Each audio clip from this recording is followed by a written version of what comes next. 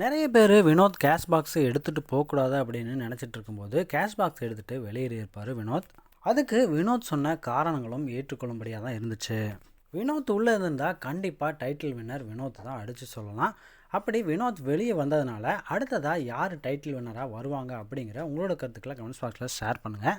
Big Boss season 9 timing comedy பண்ணுறதுல வினோத்துக்கு நிகர் வினோத் தான். அதேமாதிரி தான் போகும்போது கூட விஜய் சேதுபதியை கலாய்ச்சிட்டு போயிருந்தார். வினோத் மேடை ஏறும்போது செம கைத்தட்டலோட மேடை ஏறுறாரு. வந்து மைக்கை செக்குன்னு சொல்ல விஜய் சேதுபதி அவரை கலாய்ப்பாருன்னு பார்த்தா டைமிங் காமெடியாக செக்கு வர இன்னும் 45 நாள் ஆகும் அப்படின்னு காமெடி பண்ணுறாரு வினோத்.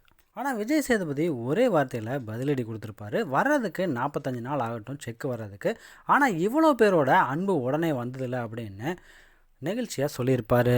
ஆமாண்ணன்னு உருகியிருப்பார் வினோத்தும்.